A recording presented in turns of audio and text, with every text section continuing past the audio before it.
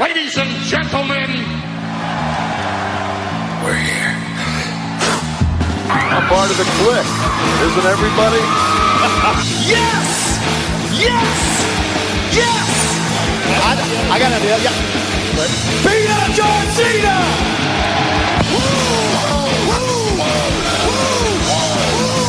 Give me a hell yeah! Oh, a little bit of the bubbly. Too sweet! Here goes the mother! This is where the power lies! I am the man. Beat me if you can! Come on! It's showtime, folks! The following episode is scheduled for one fall, and it is for your listening pleasure. This is In The Kliq.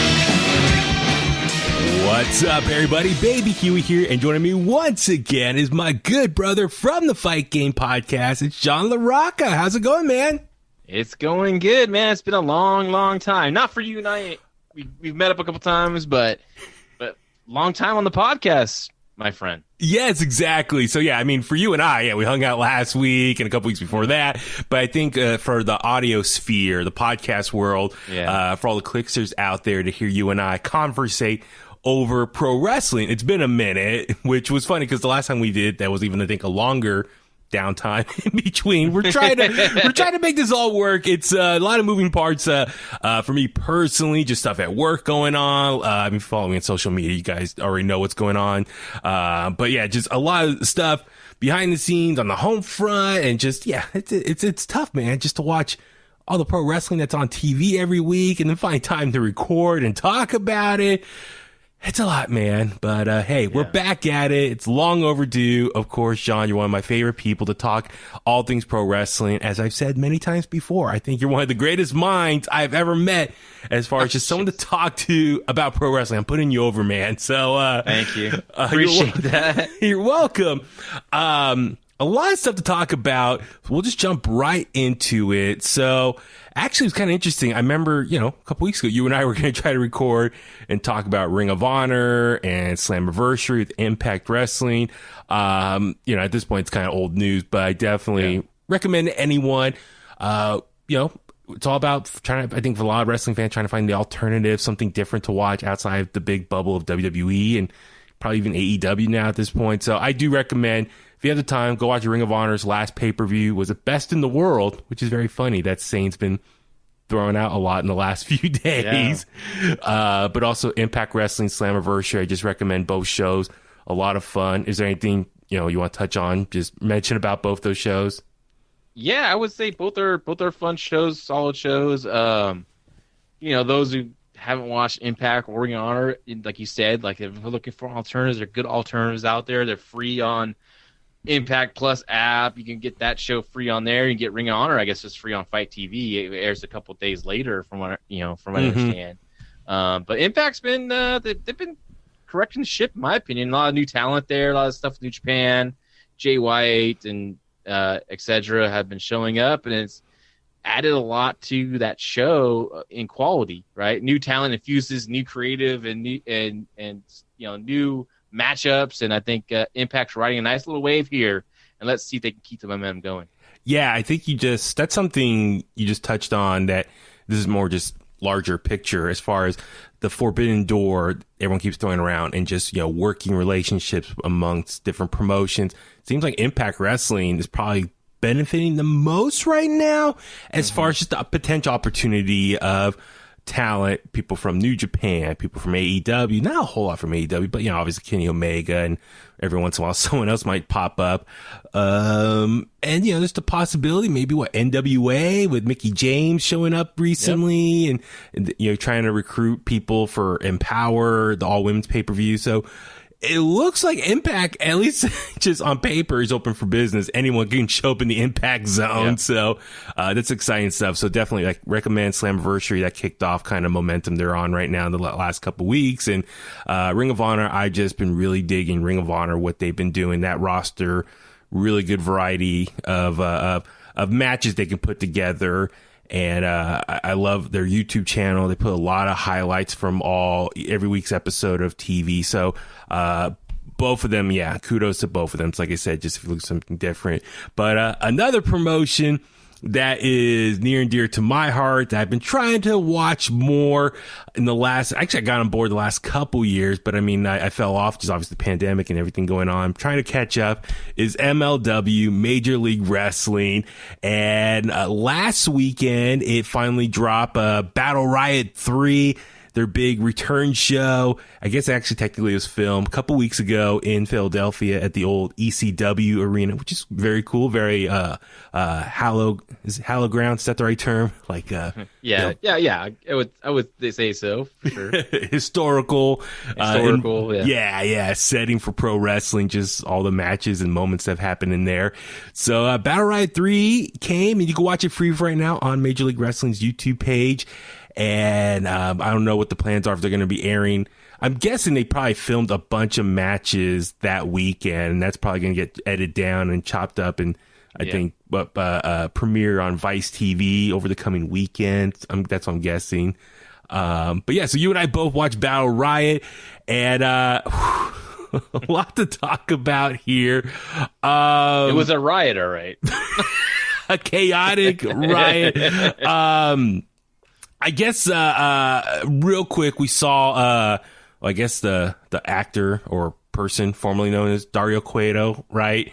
Yes. Oh my God! Now I'm blanking on his new name. Oh my God! Let me type it up. The boss from Lucha Underground. Yeah. The Dario. He was the actor they got, and was actually one of the highlights of the Lucha Underground show because he's such a good actor. He was, really carrying those segments, and here as well. This is the first time I think I've ever seen him.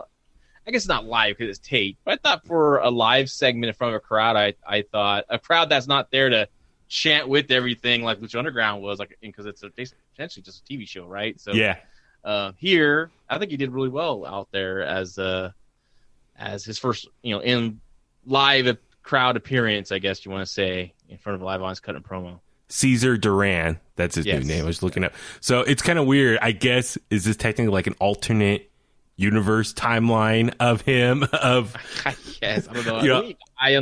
I started watching Lucha Underground. Like at first I was kind of into it, and then it's got wacky to backy. Like I love science fiction films, but like I didn't want it with my pro wrestling, and it just got way out there. I think I saw Drago like fly off somewhere. I don't know. People started dying, and I'm like, oh God, this is ridiculous.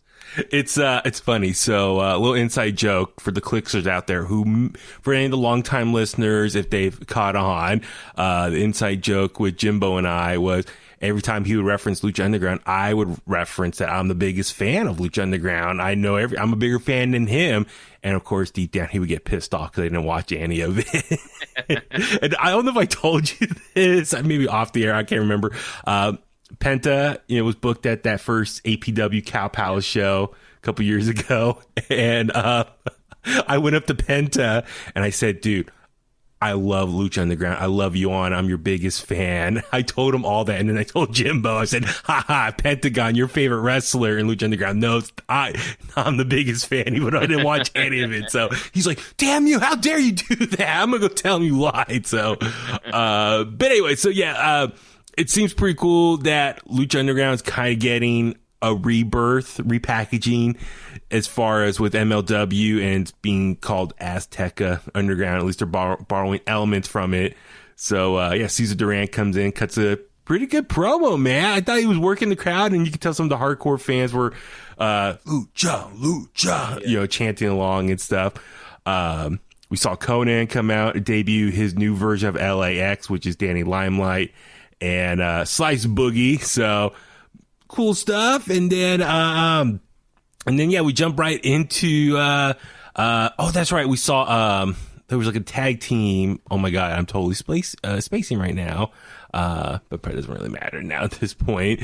The main thing was Battle Riot. So for anyone who hasn't watched it, it's pretty much MLW's version of the Royal Rumble. Is that safe to say? It's 40 people, 1 minute intervals to a new person comes in, and while Royal Rumble eliminations are only through over the top rope, this is over the top rope, and they also have pins, submissions, no DQs. Yeah. Which makes for, I think, a very interesting booking and can kind of, I think, get a little overbooked in some ways. But, you know, John, you watched it first and you tweeted a lot of great thoughts about the Battle Riot itself.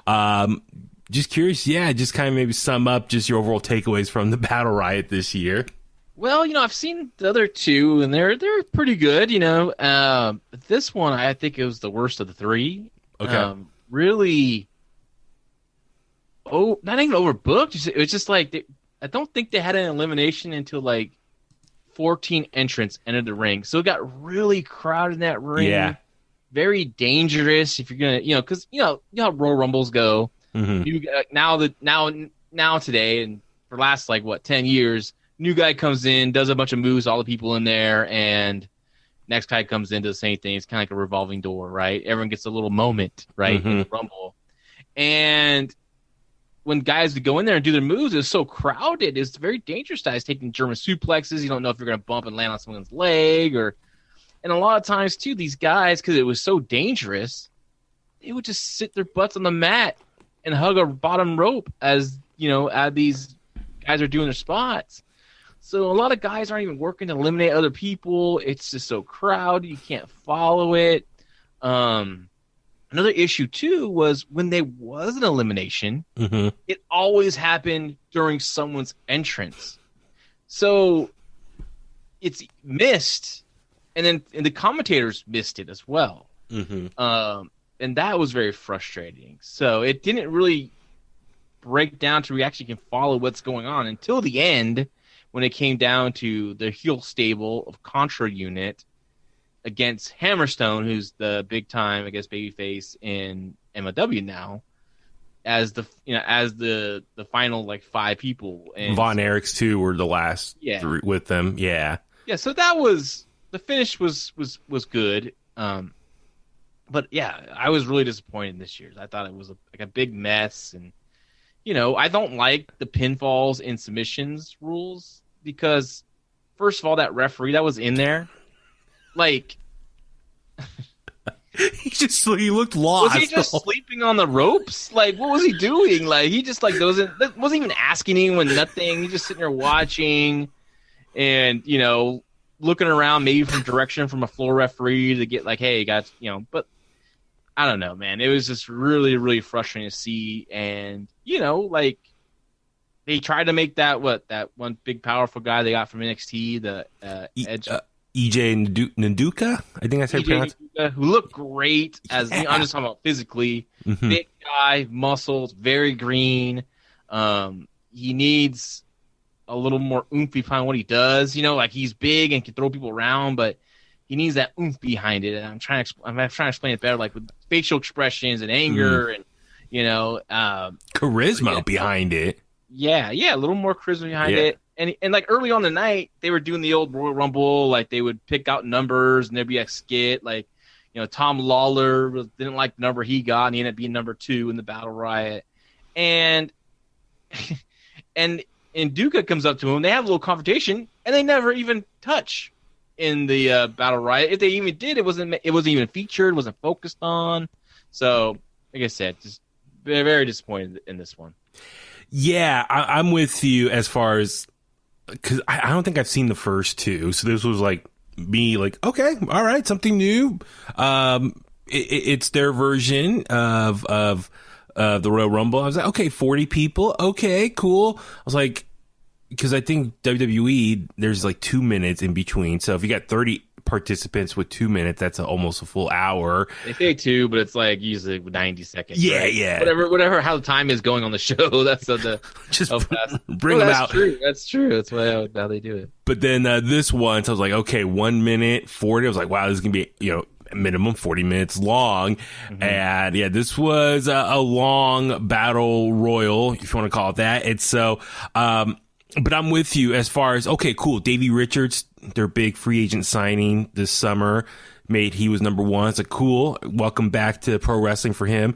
Tom Lawler and some of these other people came in, and I was like, Calvin Tankman, he was number 7, and that's someone like my brother likes watching. He's a big dude, and when I saw him come in, I was like, okay, he should be the one to maybe clean house for this first set of wrestlers in the ring. He didn't do anything. He just stood there, and I was like, what's the point of having a big guy come in with the first, like, I guess almost a quarter of the participants here? I was like, that's kind of ridiculous. He looked good, but then he didn't really do anything. And then more people started coming in, and I saw your tweet beforehand, and you said like 14 people, and then sure enough, Savio Vega was number 14, and then he was eliminated within like the first minute. I was like, that is the first person eliminated. I was like, this is ridiculous. I was like, but it was crowded. And the other thing too, their ring, it's a smaller ring. It was like 16, I'm guessing 16 by 16. You know, it looks 16 by 16, yeah, but I think it's an 18 by 18. I don't know. It looks small though, so it could be a 16 by 16. It just looked really small. So when you have double digits of guys in the ring, it just looks crowded, like you said. And then sure enough, I noticed what you were tweeting. Like a lot of guys will maybe work for like 2 minutes, and then they'll take a breather. They'll just lay down and roll outside the ring. And we're standing like leaning against the apron, or just lay on the side of the ring. And I was like, what's going on here? It was just, I was like, start eliminating people. Let's get the crowd going. Like, create a powerhouse. And then finally, the judge, EJ Nduka, when he came in, he started eliminating people. But yeah, they weren't really highlighting that. I was kind of disappointed with the commentators, like, calling out the eliminations and give WWE credit. Like, if someone, like Kane or whoever gets like a bunch of eliminations in a row, they start counting and building up anticipation. Can he get 5 eliminations? Can he get 6 eliminations? 7? How many is he at now? Oh my God, we're losing track. With EJ Nduka, like I saw they tweeted out the other day, I think he broke a record, Battle Riot record. I think it was 10 eliminations, they said. At least Wikipedia here says 10. So I guess that's a record, but the commentators never really acknowledged that at all during the broadcast. I think that would have been something kind of interesting. Like, the previous person who had it had only 9. Let's see if anyone can beat that tonight. And no one, and he did, but no one acknowledged that. So it was just, I was a little disappointed with the commentators not really telling a better job of the story of anyone new to MLW, what to look for in this, and how to, as far as, telling the story of in the ring, what these guys what they're doing in there, I guess I'm trying to say. I don't know. Like I said, it was really disappointing. And even still, it got really crowded again. People laying around. That got kind of annoying to me. And so, yeah, they weren't really telling. It seemed like a lot of people, like, nothing was really planned out. Everyone was kind of on the fly, and it just looked really messy and convoluted. So, I don't know. I guess from your perspective, what do you look for in a good battle royal? Because I'm guessing it's very tough to book, obviously, with all the people involved. But, like, what are the qualifications for a good battle royal? Well, you got to have some stories within the battle royal, not just the main story, who's going to win it, who's going to eliminate. You kind of want to go backwards, right? Obviously, who's winning it, who's he's eliminating, who the final 4 are, and then you have like other storylines that you're probably booking. So you would have different moments within the battle royal where you're focusing on these stories that you've been telling for months, right, or weeks, between 2 individuals, and how now they're going to settle an issue or continue an issue within the battle royal, right? So I try to break it up in 3 acts when I was booking rumbles. For example, for the Cow Palace, we had that rumble. I know we had like X-Pac and stuff, and so I had him on early, where you get the crowd pop because it's a star. He's in there with only a couple people, right? And then at the end I had Jacob Fatu, who's the MLW champion, and Willie Mack, and that was like, because we figured like let's have a really exciting finale, right? Let's have exciting last 2 guys, a match within a match. Yeah, and then they delivered, and then a lot of rumbles can be like that. One's kind of stressful because like last minute on that day, Marcus Mack, the promoter of All Pro Wrestling's like, I've added MPT to the Rumble, and I'm like, and I think we had a guy that this last minute kind of bailed out, and I was like, oh shoot! So I just scratched whoever bailed out or couldn't make it because of family reasons, and put him in there.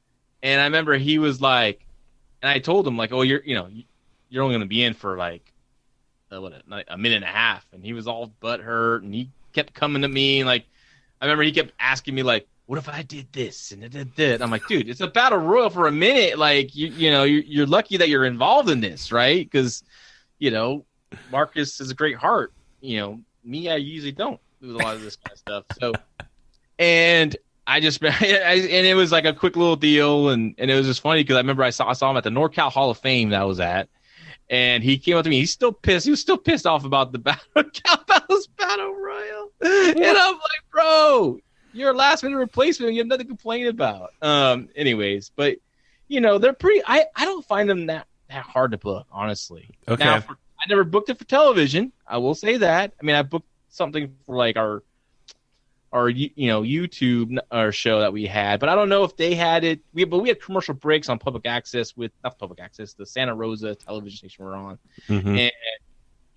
but they didn't have commercial breaks, right? It didn't look like it to me. I know it was on BN Sports, but did it have any kind of commercials they cut through?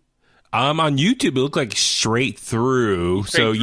Yeah. So I don't know if that was edited differently compared to like a TV broadcast. I mean, one time I worked.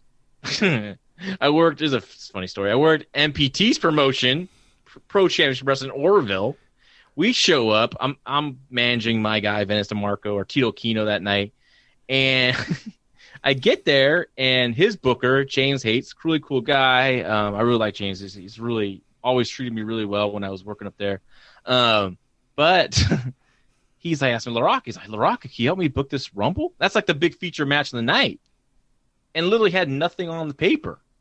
It was a couple, like who's winning, of course, and all that, but like nothing from the middle and all that stuff. So I just, who's all going to be in it? We wrote names down, and I went booked it. And I featured all my buddies that I rode up with, the Sounds A crew, and my buddy Derek Sanders. I had him go like Iron Man, like 40 minutes.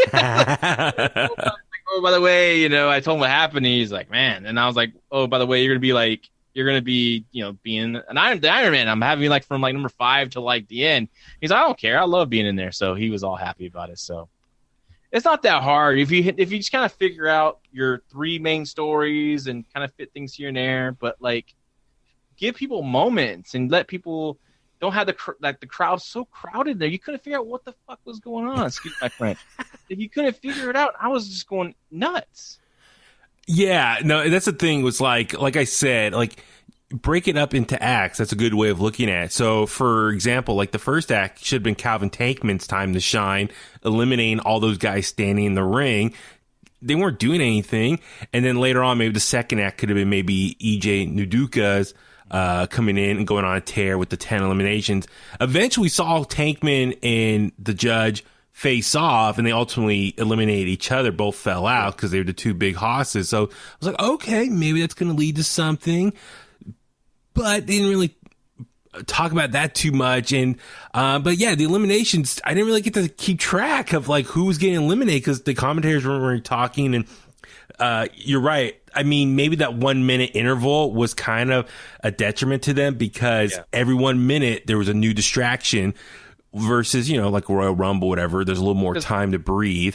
What's the crowd going to do every time the bell goes? They're going to look to the entranceway and see who's coming next. So, and you can't have eliminations happen at that moment because they're not looking at you guys, in the ring. That's happening. So I don't know who booked that. If they maybe next year just remind guys, listen, you got 1 minute. Do your eliminations at like 30 seconds in, and then like wait until the next elimination or next person comes out, and then when they come in, go ahead and start doing eliminations again. Like space it out better. That's the producer's fault. That's producing it. He needs to relay to the referees, hey, we need to get Tom Lawler out at this point in time, and make sure you tell him hey, you got to go soon. Just kind of direct traffic. You need a director. Actually, the guy in that ring, that referee who was hugging the corner and having a cup of coffee while he was watching a bunch of people lay around, maybe he's probably falling asleep because that's how boring this match was. He's probably falling asleep too. And, but he needs to be the one like, hey, and I saw him kind of direct some kind of relay some information, but most of the time I just saw him, I think he was taking a nap. So, well, we saw 40 competitors, so I'm assuming this is probably good representation of their newer roster moving forward. Even though there were some surprises, we saw, the Blue Meanie come out.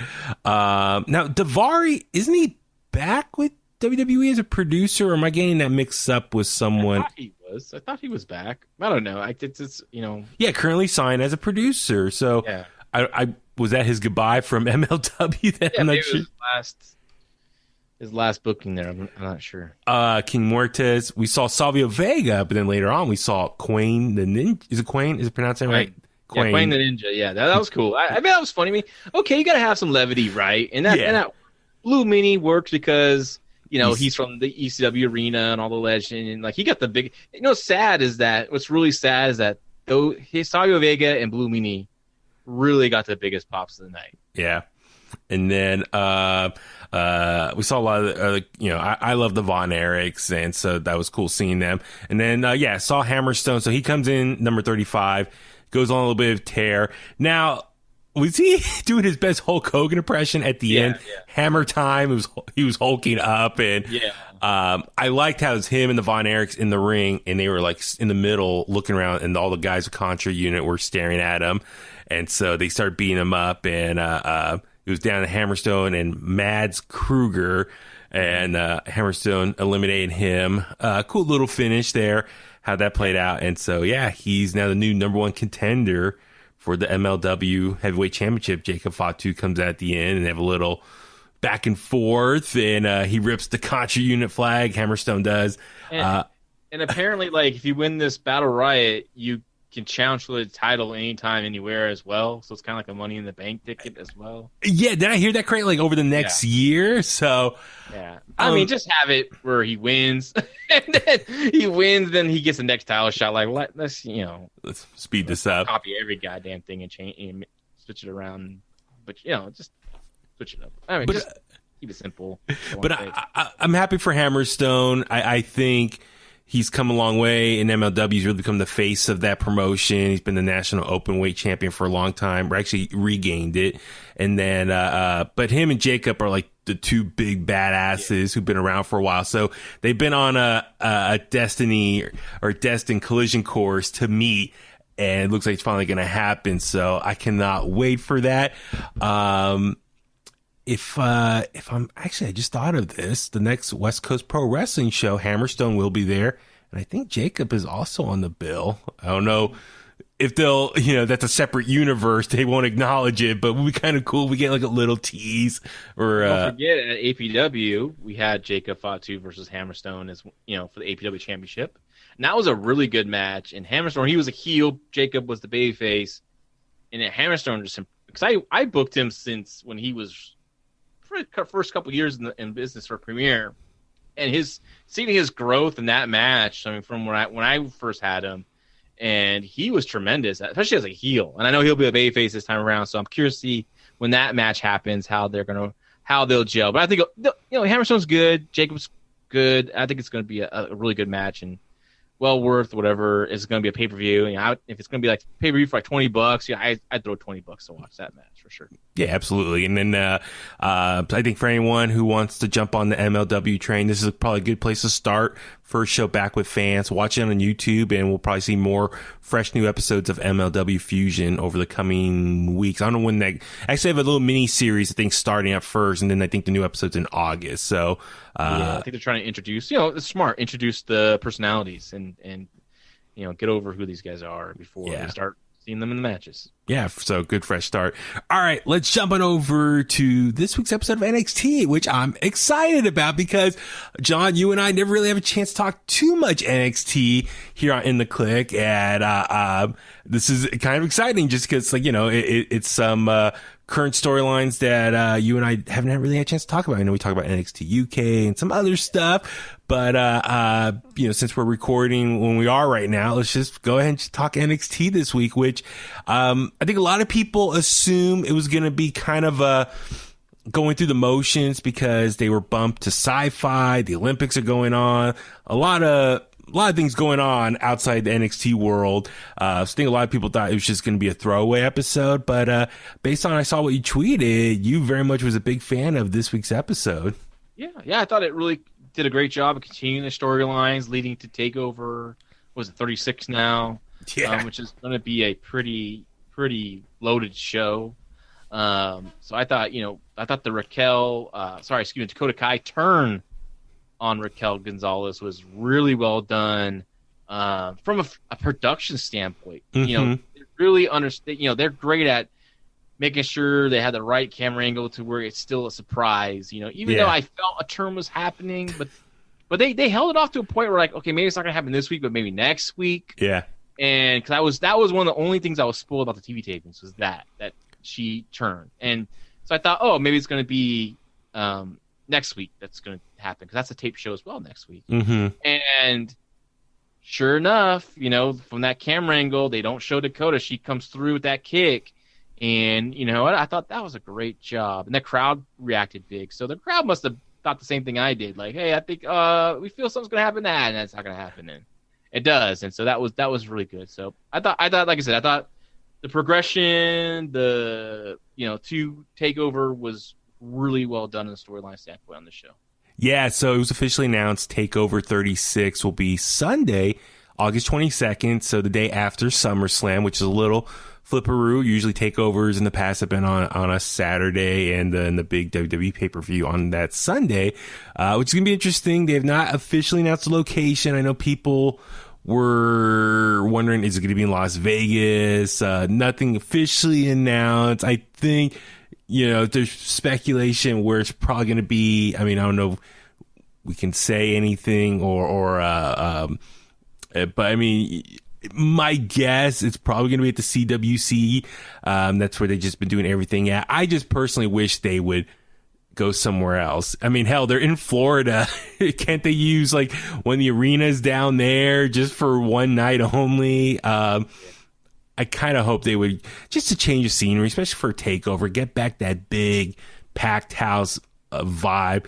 No, granted, obviously I want everyone to be safe. You don't want to have some super spreader event or anything like that, but I would love to see them inside a big arena and really capture that whole TakeOver vibe once again. But I don't know, we'll see what happens, what they're officially going to do, but I'm with you. Yeah, let's go ahead and just keep focusing a little bit more on this Dakota Kai stuff. So I mean, I'm with you. I kind of felt something was going to happen. I mean, I think for the longest time people thought they were going to turn on each other. Obviously that Shawn Michaels Diesel vibe partnership that they've had, the big one, big person, little person friendship.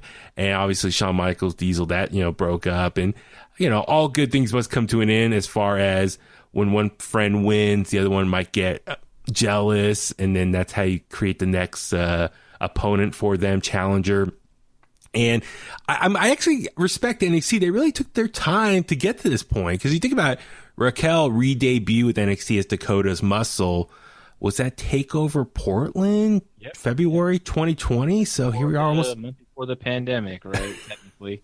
Yeah. So that was a great show. And you've seen her growth. And I'm curious to see who's going to actually be the babyface and heel here.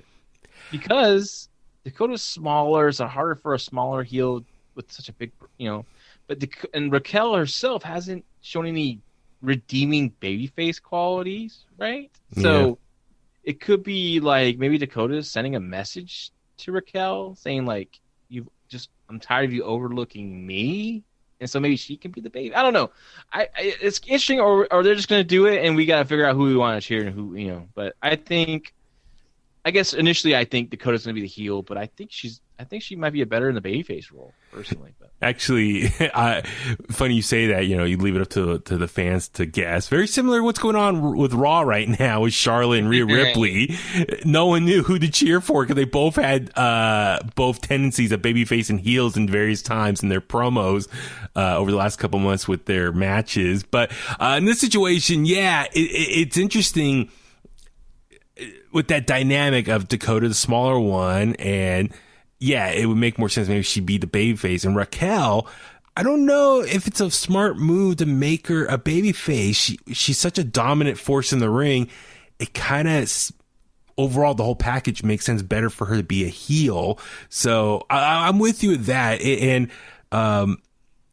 And this is good. I mean, you knew something was going to happen because the way Dakota was saying, like, you've beaten everyone. There's no one else there. Like, she was that promo really was telegraphing something was going to happen between the two of them. And then, I'm with you with the production as far as Dakota coming in out of nowhere with that kick. And apparently, promos before then, like for weeks and months, Raquel would talk about being the most dominant woman. And I guess Dakota will always give her some looks, which I didn't see these little tea leaves personally, but maybe I know they're not AEW because they're very good at this subtle storytelling. They're experts. They're the best. They're the one that do it. But I guess apparently NXT was doing it, and I didn't really pick up on it. But maybe I was. Maybe it was so brilliant in the back of my mind. I knew something was going to happen, and I don't know. But I'm into it. I think they're going to have a good match. Dakota's a tremendous worker. Raquel is greatly improved, so I'm looking forward to that at TakeOver. Well, I mean, who knows? WWE, their production crew, Jeremy Borash, whoever, I wonder if they can, go through the tapes and do a cool little highlight package and show her, cutting a promo, her audio is playing, and then to show each example of her subtly, like giving her a look or something. So just remind us of all the Easter eggs that we may have missed the first time around. So I love when they do the prime target segments when they're building up big matches. I think this match will definitely deserve a prime target segment to build up to their title match. So, I mean, just kind of looking ahead, I mean, Dakota Kai has not won the NXT championship, women's championship. She's been very close. Do you think she can actually dethrone Raquel and Raquel will drop it here? And then do you think Raquel is maybe destined to go up to Raw or SmackDown then? I mean, I'm just kind of, I hate to think of it like that. I mean, that's how, unfortunately, NXT, I think most times you see a dominant champion, you assume they're going to lose it and then just get moved to Raw or SmackDown right after. Yeah, I mean, I hope she sticks around. Because I still think there's a lot more for her to develop too. And right now they're full up there with the main roster with Charlotte, Rhea, Sasha, Bianca. I think let her continue to grow for another year in NXT. I think it would be a benefit to her. Yeah, so I look forward to next week how they're going to kind of on the road to TakeOver, how they're going to keep adding to this. So the other big thing was. Listen, we see Karrion Kross, even though he's losing on Monday Night Raw, he's still looking very dominant on NXT, an alternate. It's like two different universes. Like I said, Raw, he's very mediocre, just very tame entrance, no Scarlett. NXT, he's still the badass that we've known this whole time. I want to hear this, Baby Huey. Don't tell me about what's going on, this nonsense over there. I almost... Because I was riding the wave of momentum from Money in the Bank, or actually SmackDown, to Money in the Bank. I was like, man, these are good shows, good stuff. And then I started getting the tweets on Raw, or people were texting me, "Do you see what they did to Kross?" And I didn't want to feel sick that night, so I could not watch what they did to Kross on that Monday after Money in the Bank. And I'm glad I haven't tuned in. I'm not going to tune in because I don't want to watch it. Kross is in NXT. That's why I want to think of what he does on that show. So. Okay, well, his big match would TakeOver with Samoa Joe. Well, don't watch Raw this past week because one, Jeff Hardy got COVID, so he couldn't be on the show, and I guess the rumor was Kross was going to face Hardy again in a rematch, lose again, and be on his losing streak. And the rumor was he needed to find Scarlett to help him get back on his winning ways on Raw, but instead. They gave us, out of nowhere, no announcement, no promotion, Keith Lee versus Karrion Kross, which was a TakeOver rematch. They just gave that to us on free TV, but the match itself was okay. I thought it was just all right. So a little bit of a disappointment. But anyway, back to NXT. That's enough Raw stuff. But we see Samoa Joe come out to the ring, and he's pissed. He's upset with what happened last week. We saw Kross leave William Regal left in the parking lot at a Capitol Wrestling Center, which we all know the NXT parking lot is the most dangerous place in all of pro wrestling. But so Samoa Joe wants to get revenge for that. And he comes out and he's prepared. He has all these papers and stuff, and asks William Regal to be reinstated as a wrestler and challenge Karrion Kross. And William Regal, without any hesitation, just said, okay, signed everything and made it a match at TakeOver. That's such exciting news. One, that Samoa Joe is back wrestling again. So, I know you like this opening segment as well. Yeah, this is when an opening segment, a talking opening segment, works really well, right? When you have someone that has to say something, who has convictions, what he's saying, who believes what he's saying, that it's important about what he's saying. Like, this is where when you open up a segment with some talking, really works. And Samoa Joe has been on fire since he's been back at NXT. That match still feels big to me, even though I know what's going on in Raw, and but to me, it still feels like they're booking that match really well, that build. And Samoa Joe, he looks slimmer. He looks ready to go. He looks fired up. And I think they're going to deliver a hell of a match. So TakeOver is going to be awesome. I can't wait for that match. I can't wait for Walter Elia 2. My match. I'm wrestling that night. Sorry. For anyone listening, people think I look like Walter. I don't know. I'm just saying. They don't want to face Elia. That guy he's nuts. So I'm pretty pumped for that show. Me too. Just those two matches alone, I'm in, dude. I'm all for it. I just wonder how long Samoa Joe's been technically cleared then to wrestle, and will he wrestle full time now, or is this a one-time thing? If he wins the title, I guess he has to wrestle more, but I'm excited to see what's next for Samoa Joe, and I wonder... Cool, baby. That too. Oh my God. Now there's all these fresh matchups on the NXT roster for Samoa Joe. To look ahead already, I wonder, does Samoa Joe win the title and Karrion Kross drops it, and then Karrion Kross officially, moves on over to Raw, and then you got Samoa Joe's NXT champion, and now all these new fresh matchups for him. It's exciting to think about and look ahead already. So yeah, and Adam Cole will be the first guy, I would think, because Adam Cole, remember, he was choked out by Samoa Joe, so there's issues already there. Yep. And Adam Cole just beat Bronson Reed on this show. Yep. A big guy. Yep. Samoa Joe sized guy. So they established that he could beat a guy the size of Samoa Joe, right? And a guy who's been established in Bronson Reed, who's been having a hell of a 2021. So I think Joe will win the title, and I think one of the big matches early on will be him and Adam Cole, and that's going to be pretty awesome. Samoa Joe, real quick. I guess he's no longer an authority figure or assistant to William Regal. Do you think they cut that off a little too short, or that was just kind of all the plans all along, just to get him back into the ring eventually? I'm wondering if things kind of changed as things were changing with the call-ups and stuff. Gotcha, yeah. I think they might have called up more than probably what a lot of people were expecting. Yeah. And so I think that's, it's they have a plan, but you just never know when Vince is going to say, hey, I want this guy. Yeah. I don't know why he would say, I want this guy to beat him on Raw, but that's, Well, to be honest, weird place up there. Yeah, to be honest, I'm surprised William Regal picked Samoa Joe to take out Kross. If you just watch Monday Night, he would just bring Jeff Hardy to NXT and take out Karrion Kross, because that's his kryptonite, is Jeff Hardy. Oh yeah, I guess so. Yeah.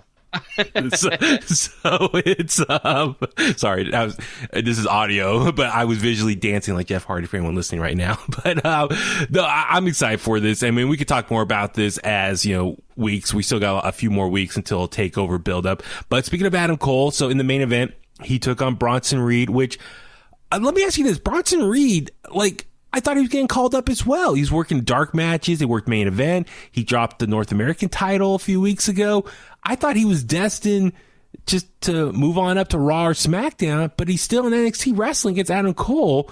But he did lose this week to Adam Cole, so maybe he was one last putting someone over before he moves.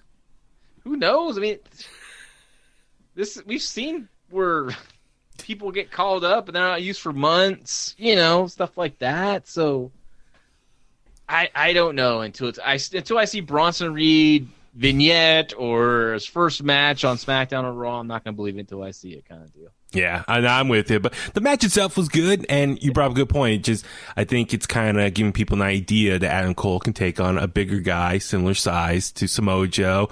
But for Bronson Reed, I don't know what they do. Let me ask you this. Bronson Reed lost the title a few weeks ago, his first big win or big title reign in NXT. I would think he would want to go after that belt again. He doesn't really seem interested in going after the North American title again. He's just like, all right, I lost it. I'll just move on to something else. I mean, yeah, if he's going to be still there for X amount of time, after this Legado de Fantasma and the Hit Row feud, whoever ends up with that title out of this feud, I mean, I could see, Bronson Reed putting his focus towards that again, So right now, I think you got to kind of give the attention to Hit Row versus Legado, and then once the dust settles on that, and then you keep Bronson. Not at this point, if he's still going to be around, now you keep him winning again, go on a little streak himself, and so when you're done with the feud between Swerve Scott and Santos Escobar, and whoever's champion, now you have Bronson back and ready to challenge for the title. Gotcha. And then we see Kyle O'Reilly hit Adam Cole with the chair. And I guess we're getting a part 3 at TakeOver. I'm a little burnt out already. Yeah. I don't know, like, about you, what you think about Adam Cole and Kyle O'Reilly again. I mean, it's a good match, but like, I'll never be disappointed in them wrestling each other. Mm-hmm. But like, what could they do? Because they had like this crazy match, and then they had this wrestling match. Like, what's next? The fight pit? The fight pit might work, but then you got to take a lot of seats out of the CWC. So steel cage? It could be a steel cage. Could they do they can't do an Hell in a Cell in there, but a cage match would work. In that situation, Hell in a Cell wouldn't make sense because this is a bloodthirsty feud. It's the rubber match, so it would make sense. But yeah, Hell in a Cell is more main roster thing, and that Hell in a Cell is probably bigger than the CWC Center total. So. Remember when Bronson wrestled Gargano won the title, the North American title, where they had the cage kind of come down from the side. Yeah. Like closing down. Like, I think it's pretty cool. I want to see I like your idea. Maybe you should be Booker. I like this idea. The cage match, I dig because we already seen him go all around the building, through walls and whatnot. Mm-hmm. We saw a classic wrestling match. Now let's keep him maintained inside a steel cage. Let the best man win. Yeah, I'm all for that. That's probably going to be the third match. So, Kross, Joe, Walter, and Cole O'Reilly. So, that's probably 3 all right there. And they'll probably throw in a couple more. Oh, Raquel, Dakota.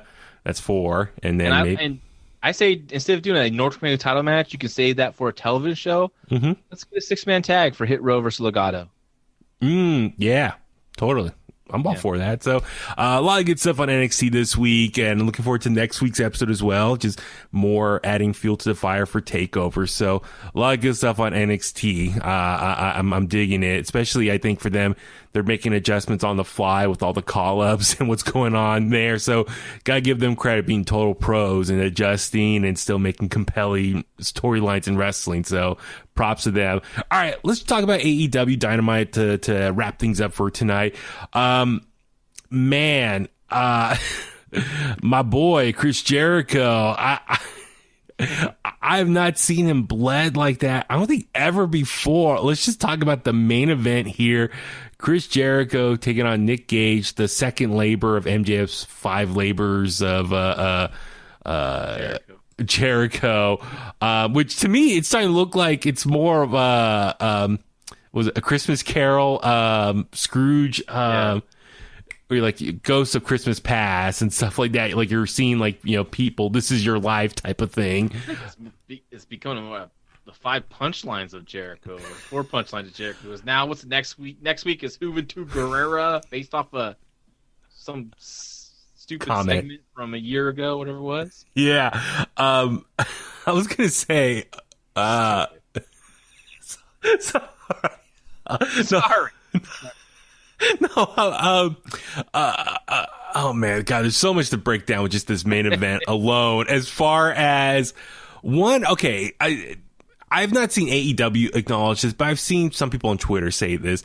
Do you think this 5 Labors of Jericho in some ways is kind of like a retirement tour or the beginning of a retirement tour? I mean, Jericho's not officially said anything. I'm not trying to start any rumors, but this is some people's observations. Like, this is like his greatest hits or his hoorah, his swan song, as far as doing all these different crazy different matches at the end. I know Fozzy is going to be touring more in the coming months, so he's probably going to be written off TV soon, I'm guessing. But it's very interesting here as far as well, let's just talk about the main event itself, just the match itself. Nick Gage versus Jericho in a death match. Me personally, I'm not a huge fan of death matches in general.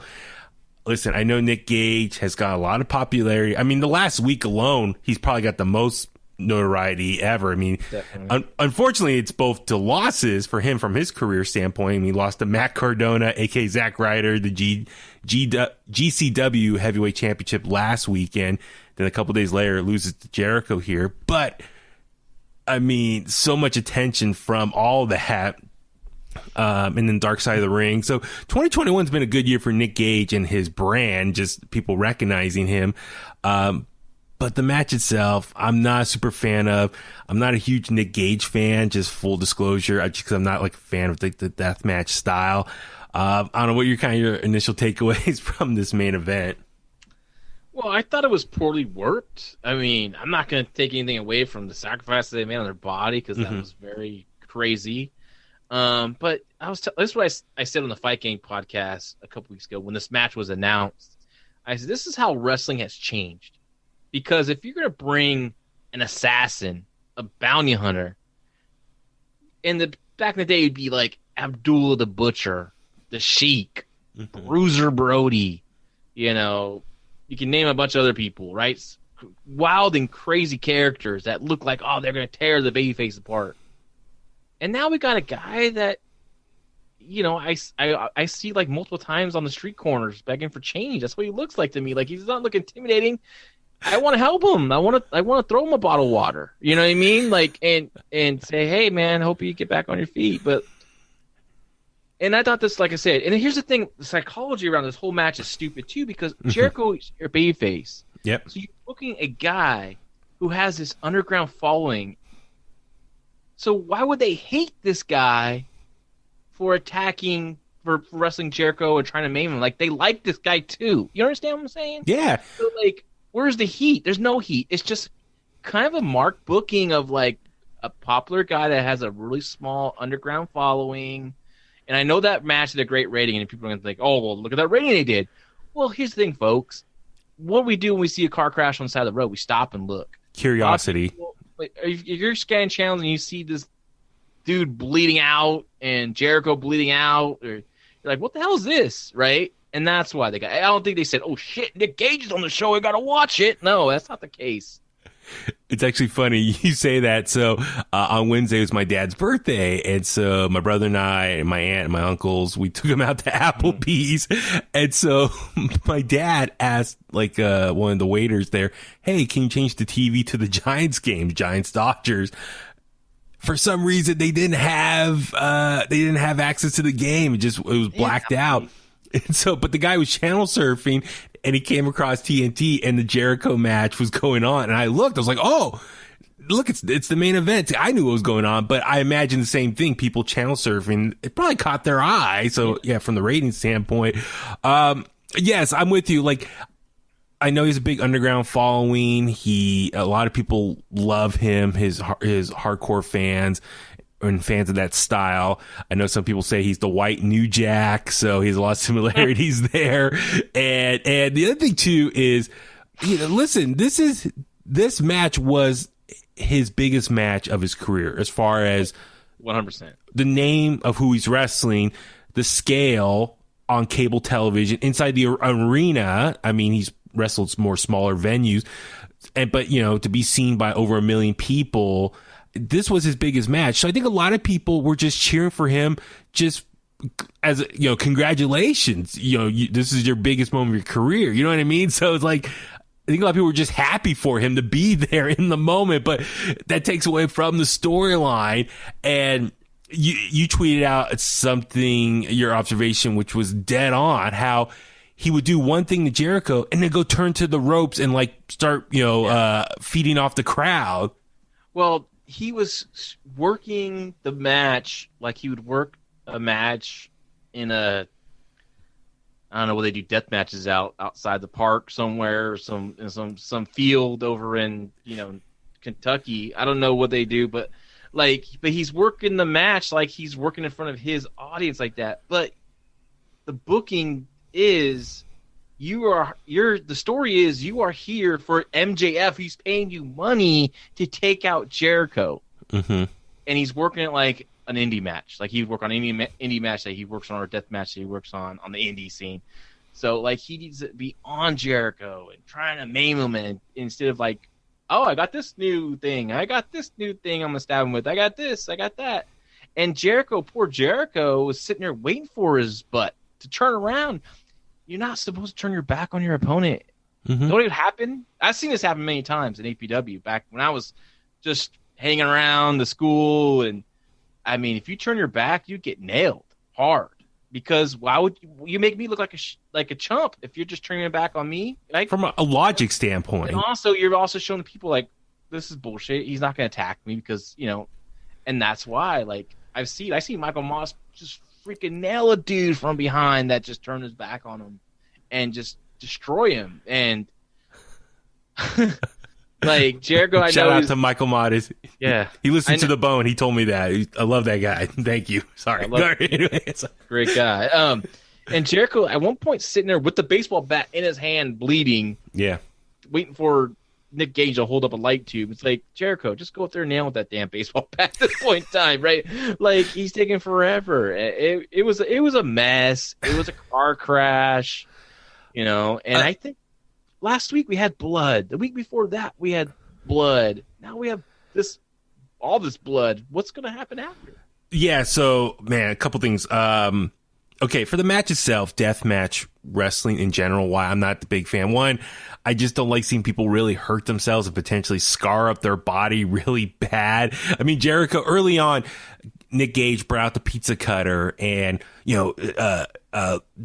leaped out towards Jericho, and Jericho looked like got his bicep, and Jericho turned. But it was funny, the camera was still on Jericho, and it looked like Jericho was legit just blading himself. So the camera caught him blading himself to sell a flesh wound opening up and bleeding.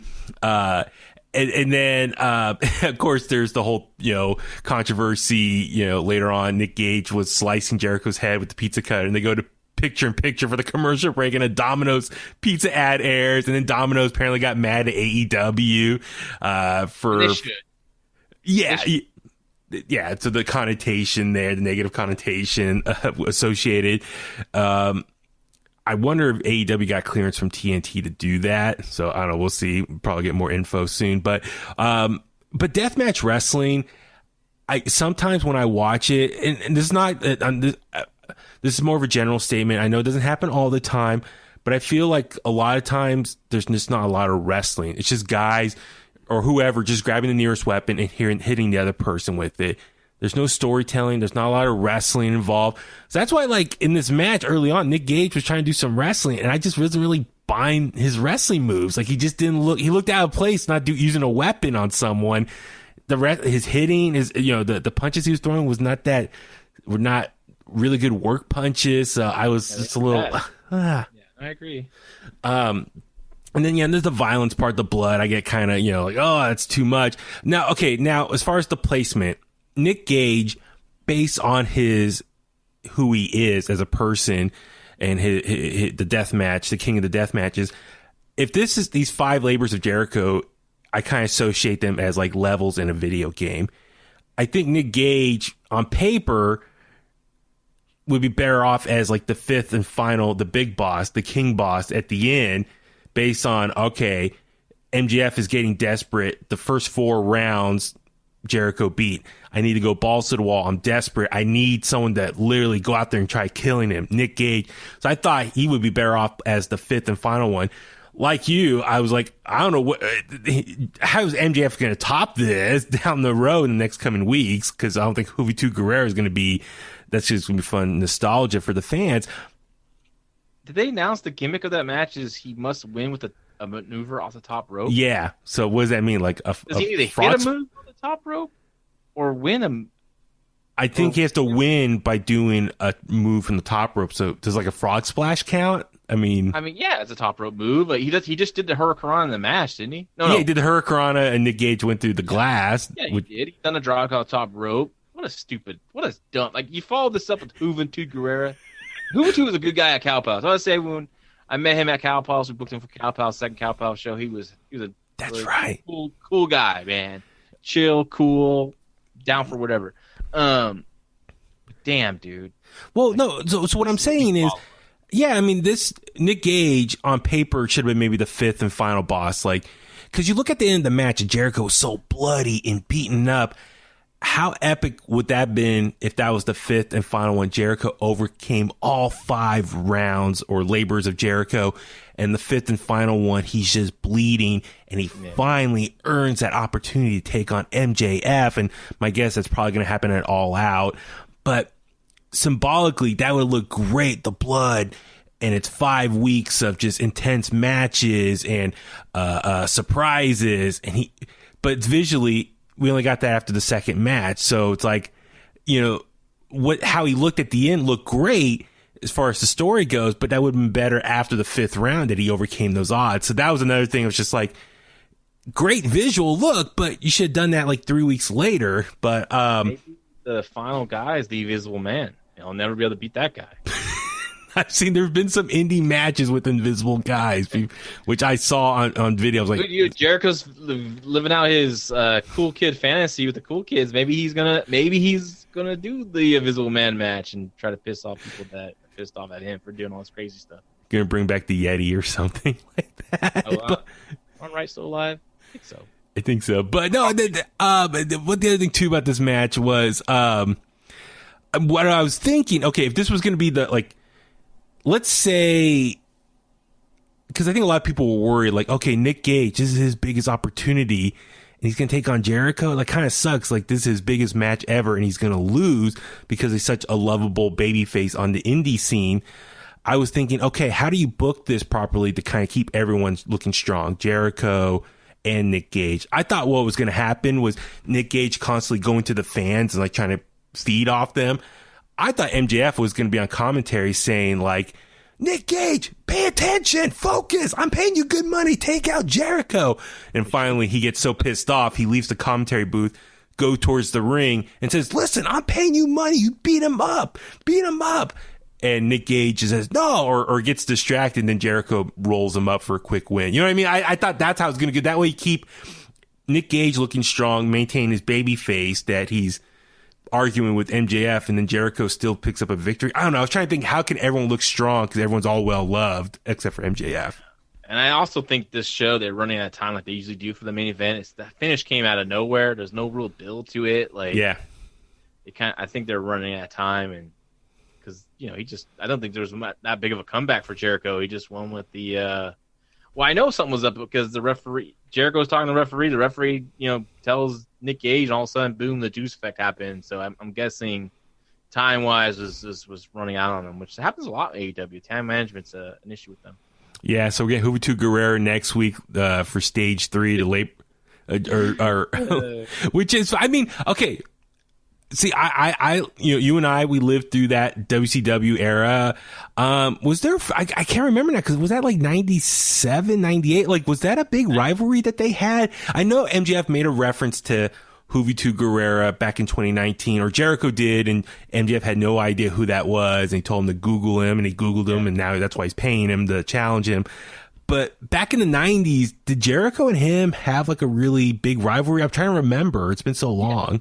Yeah, when Jericho turned heel, he was the guy that beat Hoovy for his mask in WCW. That's right. Okay. Hoovy actually, in his own way, started getting popular, like just on his own, like winning with the 450. Like the crowd was just, back then those crowds were hot for everything. Kind of like what's going on with AEW now. Like it really does feel like a Nitro vibe. Like they're just into everyone seems like a bigger star. Hoovy was like that in the spring of '98. Like people really getting behind him, hitting that 450, and then it kind of just, of course, a lot of people in WCW they didn't really capitalize on, and it kind of fizzles out for him. So his major run of popularity nationally was that springtime of '98. So, I know he did some stuff with WCW. Remember the lawnmowers with Psychosis and. Remember that Super Crazy and all that stuff. Oh my God. That's all forgotten, except for me for some damn reason.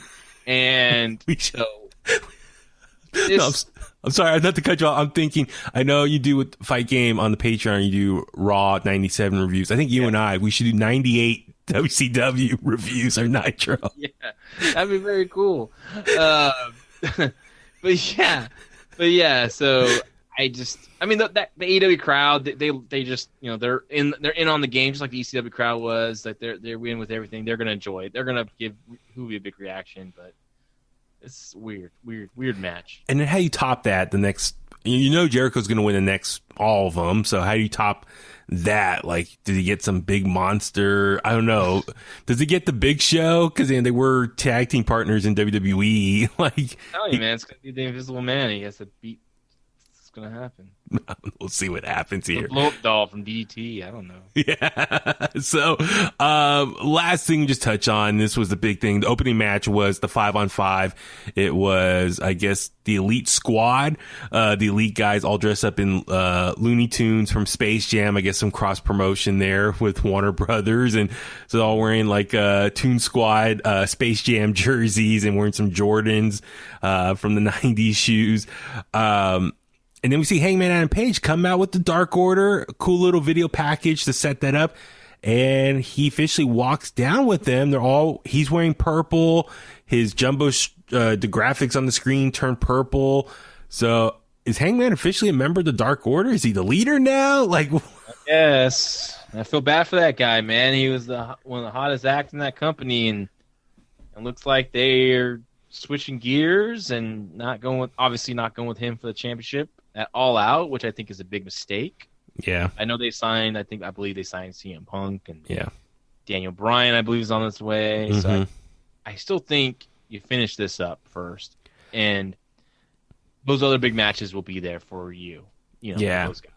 So, so the match itself, it was kind of goofy the first half. I mean, they tried the Elite tried to do the was it the Meltzer driver, but also dunking a basketball, and Nick Jackson fumbled the ball and missed the dunk. Yeah, bad, terrible. As a former player, I was very disappointed. I should have helped coach them better. But anyway, it's just so bad, goofy.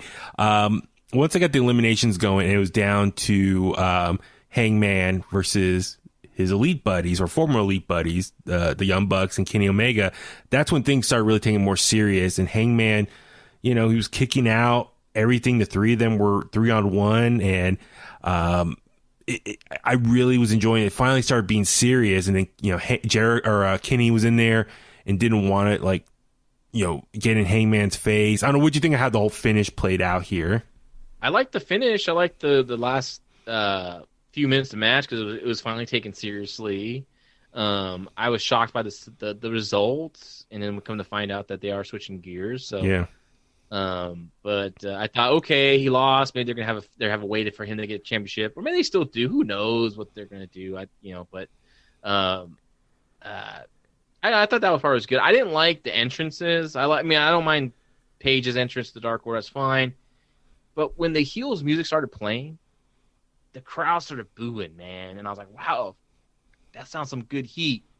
Then they come out the dun dun dun dun dun dun, dun and it's now the crowd's the Chicago Bulls, yeah. Now the crowd's laughing with them, and just now it's yay! It's like, dude, here's a top heel group in your company. You're trying to make this babyface, Hangman Page, like, it's not time to put the attention on you like that. It's time for you to put attention on you to get heat for, when you do eventually lose Adam Page, or that's what's going to supposed to happen. I was just so mad about the whole shtick. If you want to do a crossover with HBO Max, because that's who, owns TNT or whatever, do something with Orange Cassidy, like in the backstage segment, him trying to shoot a basketball, being lethargic about it, like, like still winning a game of horse or doing nothing. And I don't know, like, just like do a little shtick in the back, and that's fine. That's good for him to do. But like, yeah, no, I get what you're saying. Yeah, it was a little goofy, and I was just like, a quick side note: the Elite. Do you think the Elite, the way they're acting like the 5 toughest members in AEW or the top heel faction, don't you wish that was what the Pinnacle was doing, or at least their status within AEW? I feel like the Pinnacle were like this big, hot new faction a couple months ago. Now they're like just in the back burner because the Elite have taken over as the top heel faction. So it kind of sucks that you have 2 5-man factions. Yep. You said it just right there. It's hard to do that on a 2-hour program, to book 2 factions like this. It's the reason why there was the 4 Horsemen and no one else. There's a reason why it was Dangerous Alliance and no one else. There's a reason why it was Devastation Incorporated and no one else. Granted, you had the Heenan family, you had the Hart family in WWF in the 80s, but there weren't one solid stable that was dominating. Each stable had something that was, they had a winner in the stable. This group had a winner in their stable. It was all kind of spread evenly. They were able to make that work, but Tony Khan loves factions. I don't know. He just loves, Yeah. So I would say the ending though, Hangman was looking strong. He kicked out what they were giving to him. I like how Kenny at first was trying to hit him with the tag title, which is very symbolic because that's what they were formerly tag champions. And then it connected with the AEW championship. So very symbolic. Like that's the title Hangman wants to go after. So Kenny Omega pinned him, cheated to win. And yeah, a lot of people were shocked. Like, oh my God, Hangman lost. So him and the Dark Order don't get title shots. And so a lot of people thought, okay, well, this is just a speed bump until that's still that championship match at All Out. So, it's wrestling. You can make up stuff on your go. In the coming weeks, they could probably come up with another stipulation that gives them one more chance at that title. But no, as you said, I think Meltzer reported in the Wrestling Observer, changing plans. I guess because they teased, was it Friday, August 20th, they're going to have the United Center in Chicago that just announced, and tickets went on sale. So a lot of people are now speculating that's going to be CM Punk's debut there. And 12,000 tickets sold, man. I mean, it's pretty big. Yeah, and so is this going to lead to CM Punk's first match in 7 years with AEW at All Out? So I think a lot of people, while they want Hangman to take the title off Kenny, they don't want to do it at All Out now because take away shine from CM Punk's big wrestling return. I think is that kind of a safe observation of maybe why there's a switcheroo with the main event scene right now? I'm guessing that they want to go with either Daniel Bryan or CM Punk. I think I've heard even Christian Cage might be put in that slot, which I think would be a very big disappointment considering how Christian Cage has been booked. So it'll be interesting how the fans take it. I think the fans might be upset about this because a lot of people are invested in this Hangman Adam Page story because this was supposed to be the greatest story ever told in wrestling, right? And now they just kiboshed it after all those years of just the fine details of this story. Like, I can't. Why would they do that? So, I guess let me ask you this. So, okay, if All Out now the big focus is CM Punk's big return to the ring, so they want nothing else major to happen to take away from that moment. Daniel Bryan, the rumor is he's going to return or make his debut in AEW in September when they're at Arthur Ashe Stadium in New York. So where's Hangman and Kenny Omega wrestle for the title and Hangman wins? Do you push that somewhere in between? Do you push that to Full Gear in November? Revolution in February? 2022 sometime? If hopefully he's still hot by then, that's another, Well, let me ask you this. Do you think that might be a benefit? Because I've kind of felt like maybe they're a little rushing a little bit to this storyline, or as far as this title match. If you give it a little 6 months, you can kind of maybe tell a bit of a better story and add a little more layers to it. Do you think that could be actually a good thing if they kind of push back Hangman and Kenny for the title down the road? I think they already spent a lot of time on the story, so I think it's okay to have Adam Page as your champion, and you can, book things around Punk and Bryan and whoever and Omega and all that kind of stuff. And, someone can beat Page for the title. Like it could be CM Punk or Omega. I think whatever. I know one thing's for sure. CM Punk's first appearance will probably be a quote pipe bomb promo. Yep. And it's going to be probably anti WWE, and so I'm sure that's going to get people all juiced up that really don't like WWE right now. Yeah, so, that makes sense. If he shows up August 20th in his hometown Chicago, does a pipe bomb, and then leads to a match in Chicago for All Out, get those extra buy-ins for the pay-per-view for everyone not there in attendance.